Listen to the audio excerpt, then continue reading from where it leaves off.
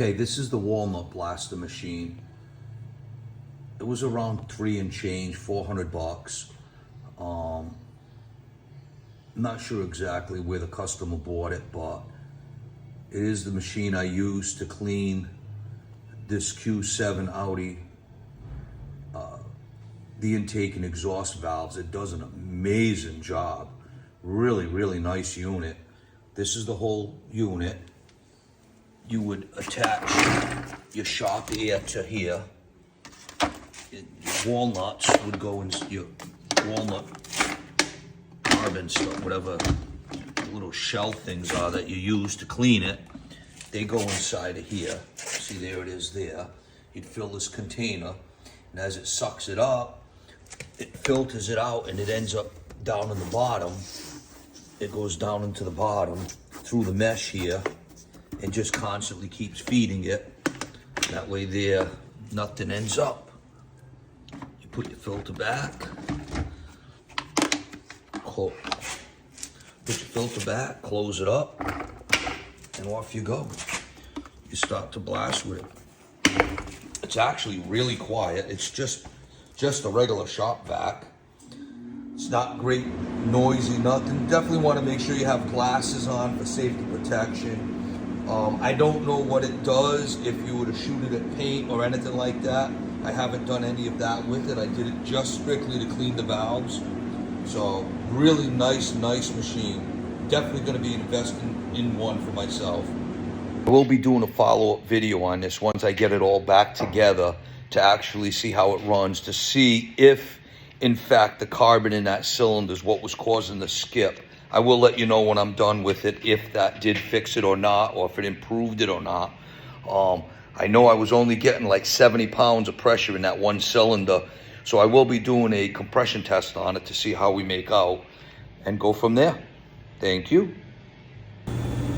On this Audi Q7, the one I did the walnut blasting on the valves, just a tidbit of advice. This assembly does come off as one piece if you choose to, but if you disassemble it, there's a tiny little screw right here, and it's only a T10 Torx bit that removes it. So if you were to take out all the bolts, these Torx here, which are 30s, T30s, you take these off, take these 10mm nuts off, take this little bolt out if you plan on taking this bracket off separately, because if not, you will break this assembly here. This one, you will break it. So it does come off individually. You have to undo the line and then remove the Torx bit right here, so you can move this line over, and then you can make sure you take that out. You can take this piece straight up and off, and then you got to take this housing here off with the fuel rail, because it actually slides under in here.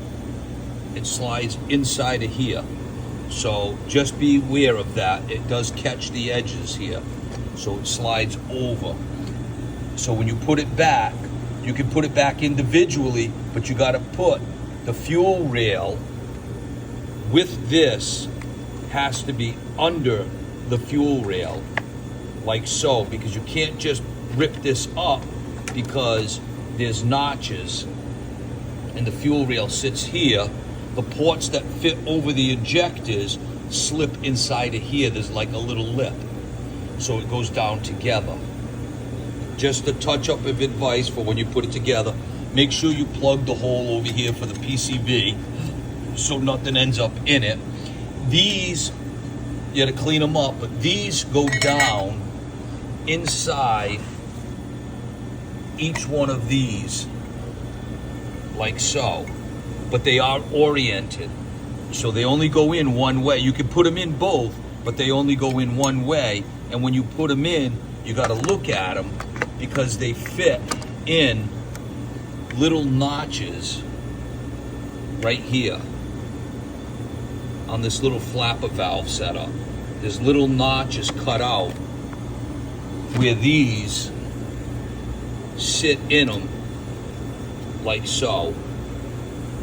There's little notches. So if you put these in and the orientation is wrong, what's going to happen is instead of them going in here, they're going to try to go in here, and they're not going to fit. And don't jam them, because you will break this. So I got to clean all that stuff up, clean up this mating surface, and then put it all back together. So I will let you know how we make out with it.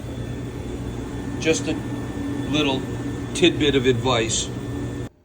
Okay, another bit. You see this little nipple right here? This actually sits on the underside of the supercharger. This sits in here for the supercharger.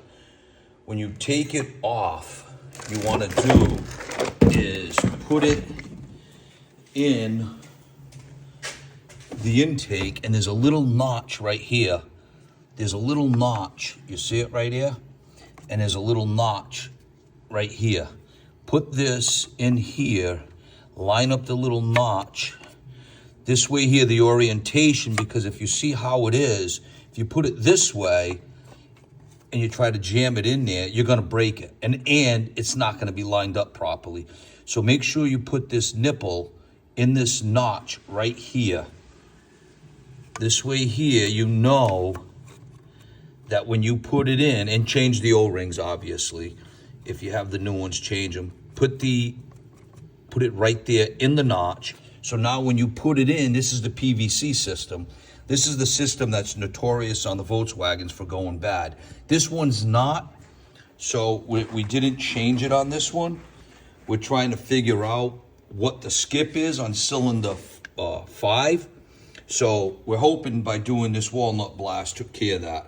So just another word of advice, and don't forget, once again, these come off as a unit. You could take them off as a whole, but if you're gonna disassemble them individually, make sure the little tiny screw, 10 millimeter, T10 Torx comes out, because if you try to pry this off this plastic body, you're gonna break it. So make sure you clean it all off, and there is a T10 right there. And on this side over here, there's one right here, T10. They will be filled up with crap and deposits over time, so blow it all off. Clean these all out. Make sure you clean them out and take them out if you're going to do it as a unit. But if you're going to take it off as one, just take off the T30s. There's 2, 3, 4, 5, and 2 10 millimeter nuts. Undo the line, undo the Torx bit 30 here so you can remove this line, disconnect your high pressure sensor, that's your high pressure sensor, under the supercharger, and then you can lift this up as one and then unplug each one of your injectors. Okay, now I'm gonna put the supercharger on. I gotta find somebody to give me a hand to lift it up and put it, because it is bulky and heavy. Okay, just to follow up on the Audi Q7 that I did the walnut blast, and it had a skip on cylinder 4, it didn't fix it. I still have 70 PSI, so I definitely have an internal head problem with that. So the walnut blasting worked great. The car actually does idle better, but still has a skip, and it didn't repair it. So that's where that ended up. Have a great day from Nitro's Auto Repair.